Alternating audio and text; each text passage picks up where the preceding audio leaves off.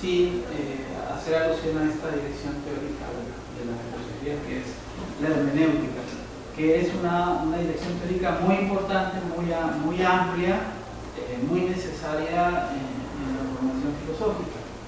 Entonces, también aclarando que yo no soy experto, pero soy interesado y que de alguna manera la misma situación en los tipos de textos que trabajo, en las áreas en las que me desenvuelvo, me han orientado últimamente al campo de la hermenéutica, y entonces en ese sentido pues lo que estoy invitando es a hacer un recorrido. Creo que la sesión pasada estuvimos explicando el programa, grosso modo. La idea es hacer un recorrido por una suerte de genealogía de la hermenéutica, un poco de historia de la hermenéutica, grosso modo, por supuesto, porque si no jamás acabaríamos, para luego poder llegar, digamos, a los textos fuente a partir de Heidegger, sobre todo, en un recorrido donde sería Heidegger, Gadamer, Ricoeur, Habermas y Beuchat. Ese es el recorrido que pretendemos hacer. En la página que tenemos del curso, Hermenéutica de Textos Filosóficos, en la página de Facebook, están las lecturas básicas. Hay dos textos fundamentales que nos sirven como hilo conductor, que es el texto de Jean Grondin, que es la hermenéutica, como se llama, o historia de la hermenéutica filosófica, o la hermenéutica filosófica, creo, que es un texto interesante porque aparte tiene una introducción del propio Gadamer, y el otro texto guía importante, muy detallado, muy completo el texto, es el de Maurizio Ferraris, Historia de la hermenéutica. La ventaja de ese texto es que nos da una revisión por autor, por periodos históricos desde el origen, y siguiendo las distintas corrientes de acuerdo a los movimientos histórico-filosóficos en diferentes épocas. Entonces esas dos fuentes, más las fuentes del propio Beuchat, que también es bastante didáctico en ese sentido, pues nos pueden llevar a un buen recorrido. También este curso, vale decirlo, se complementa en el caso de los que están en el 10º semestre con la materia de filosofía contemporánea, que parte la doctora Alejandra Rangel, creo, donde también van a hacer buena parte de ese recorrido, donde seguramente se van a detener más en Heidegger, porque es lo que más ha trabajado la maestra, pero van a ver otros autores, ¿no? Mi objetivo es que podamos ver lo fundamental de la hermenéutica, que podamos hacer un recorrido que nos lleve, como parte del ejercicio de evaluación del curso, a un trabajo final de la hermenéutica aplicada, es decir, la hermenéutica de un texto filosófico de acuerdo a las categorías que vamos a ir construyendo a lo largo del curso, ¿no? Entonces preparé como una especie de introducción general del curso. Le puse fuentes y transformaciones de la hermenéutica. Es una introducción donde haré una pausa. Yo explicaré el porqué de esta pausa. La presentación llega aproximadamente hasta el romanticismo, más o menos, hasta la hermenéutica de Schleiermacher. Solamente está ahí porque en esa parte de Schleiermacher, de Dilthey y de Heidegger vamos a hacer un recorrido un poquito más denso, más detallado, un poquito más informal. Entonces esta primera parte que vamos a trabajar hoy es como una especie de introducción.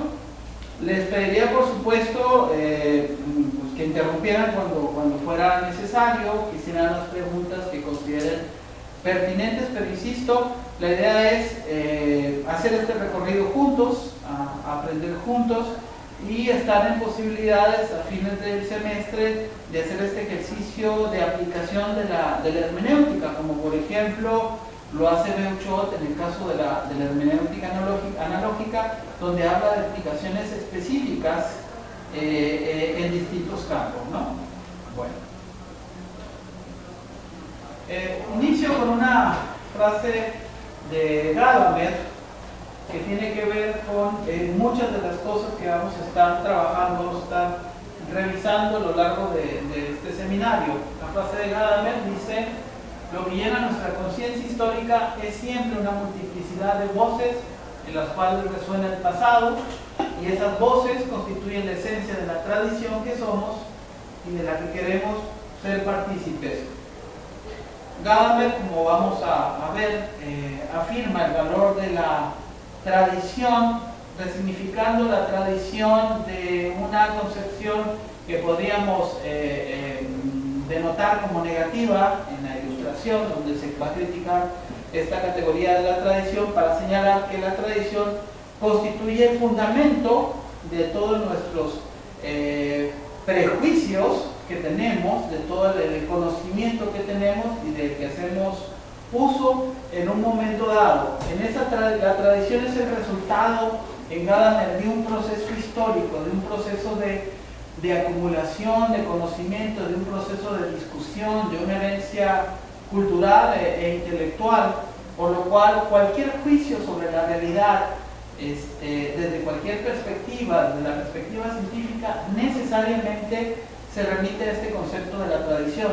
Insisto, Gadamer va a resignificar el concepto de tradición, eliminando esa concepción negativa de la tradición como vista desde el punto de vista conservador. Más bien, Gadamer quiere entender, insisto, que en esa tradición se encuentran, si se hace un estudio profundo de esa tradición, se encuentran esa pluralidad de voces, esa herencia cultural, esos elementos que, sin los cuales nosotros no podemos interpretar el ahora, ¿sí? El momento histórico en el que vivimos, el tipo de conocimiento que desarrollamos y la aplicación, por supuesto, que hacemos de ese conocimiento. Pero sobre estas ideas sobre estas categorías de la historia, de la noción de prejuicio, de la idea de conciencia histórica, bueno, serían categorías que las vamos a ir revisando poco a poco en Gadamer. Solamente lo quería poner como un momento inicial para entender también la tradición de la filosofía misma, ¿no? No podemos entender la tradición de la filosofía misma sin hacer alusión al pasado que la ha constituido y sin establecer sobre todo un juicio de valoración sobre ese pasado que nos permite hoy plantear determinados problemas filosóficos, incluidos por supuesto las nuevas nociones, los nuevos desarrollos de la hermenéutica, ¿no? Del horizonte del sentido de la hermenéutica. También en esa misma dirección, explorando con distintos textos, que es una de las tareas a las que me he acercado, cómo ver las diferentes maneras en que se puede entender la hermenéutica ligada sobre todo a los discursos no necesariamente filosóficos, sino a los discursos literarios, y entendida la hermenéutica como herramienta conceptual, como herramienta metodológica, como herramienta, ahora sí, hermenéuticamente, gadamerianamente, de comprensión, de interpretación de un texto tal cual, ¿no? Por eso la frase de George Steiner, el acto y el arte de la lectura seria conllevan dos movimientos principales del espíritu: interpretación, hermenéutica, y valoración, crítica o juicio estético. Ambos movimientos de interpretación y la valoración, toda interpretación supone una valoración, toda interpretación de un texto, sea cualesquiera la naturaleza de ese texto, supone un ejercicio de valoración que apela a diferentes categorías y apela a diferentes niveles de comprensión y de interpretación y de comprensión de ese texto. Ambos movimientos, dice Steiner, son estrictamente inseparables. Interpretar siempre es juzgar, y se juzga siempre desde una posición, desde una postura, desde una tradición, desde un conjunto de conocimientos, ¿sí? Así, por ejemplo, en filosofía, nuestra cercanía o nuestra lejanía con un punto de vista filosófico tiene que ver también con la tradición de la que nosotros formamos parte, con la lejanía o la cercanía del discurso que estamos interpretando y por lo tanto estamos juzgando. Al aludir a Steiner, yo también estaba pensando en otro de mis cursos, tengo que ser claro que es un curso que se llama Tradición Intelectual de Occidente, donde el objetivo de este curso se encuentra en este aprendizaje de la interpretación y la comprensión de los textos clásicos que constituyen justamente la herencia cultural de Occidente, de algunos textos clásicos. Entonces la idea era cómo dar algunas herramientas críticas, hermenéuticas, a los estudiantes de tal manera que pudieran establecer un parámetro para evaluar esos textos, no solamente para comprenderlos, sino para evaluarlos y para relacionarlos con su propia tradición. Cuando yo leo un texto clásico que alude a una tradición, lo hago desde mi tradición, lo hago desde cierta perspectiva y tengo que acercar ese texto, que puede estar lejano o cercano, históricamente hablando, a mi propia tradición. Lo juzgo desde mi prejuicio, lo juzgo desde mi conciencia histórica y lo interpreto de esa manera.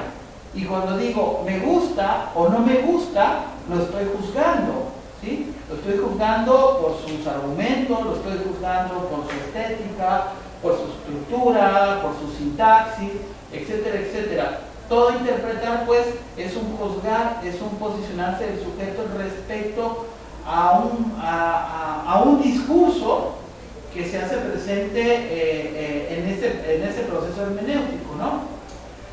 Ningún desciframiento, sigue Steiner, por muy filológico o textual, en el sentido más técnico del término, que sea, está libre de valores. ¿Sí? Exactamente, porque también, aunque estemos hablando de una disciplina tan específica como la filología, también lo vamos a hacer, insiste Steiner, desde el marco de cierta tradición y de ciertos valores a partir de los cuales se está estableciendo esa interpretación filológica, ¿no? En correspondencia, ninguna afirmación crítica, y esto vale también para el ejercicio de la crítica literaria, por ejemplo, ninguna afirmación crítica, ningún comentario estético puede evitar ser al mismo tiempo interpretativo, ¿sí?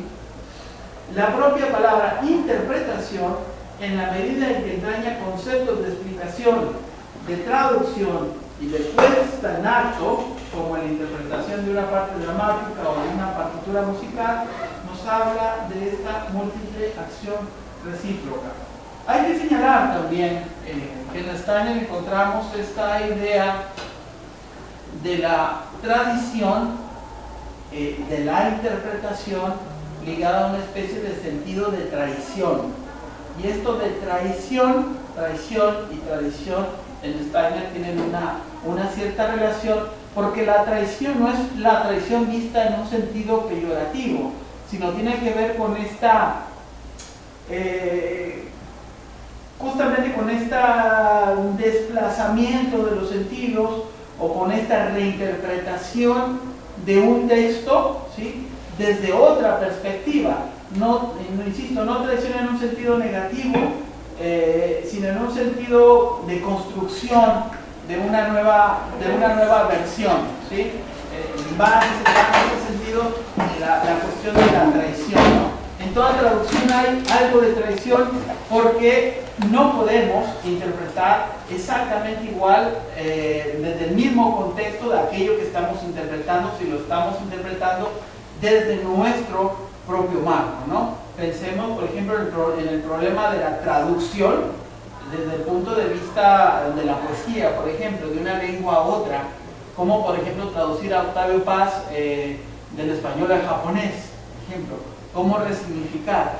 Este acto de traición en Steiner no es un acto voluntario, sino es un acto que tiene que ver con el entrar en otra tradición que no es la propia y en significar esto que está en otra lengua hacia otra lengua. De alguna manera también Steiner relaciona esta idea de la tradición con lo que hacen los maestros o lo que hacemos los maestros.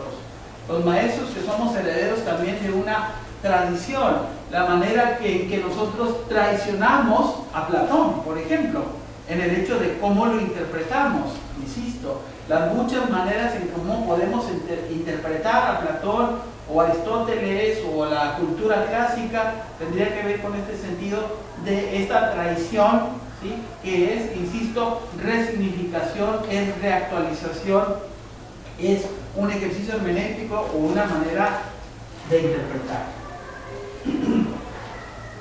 Hay varios textos, hay cientos de textos, hay muchos textos que nos hablan acerca de qué es la hermenéutica, desde los textos que nos van a ligar a un sentido filológico, genealógico de la palabra, hasta los textos que tienen una alta densidad, como los que he señalado y que son muy útiles, como los que he señalado en el caso de Mauricio Ferraris y de Jean Grondin, que son así como que me parecen textos centrales que nos pueden llevar a una lectura interesante y de apoyo respecto a la hermenéutica. Hay otro texto.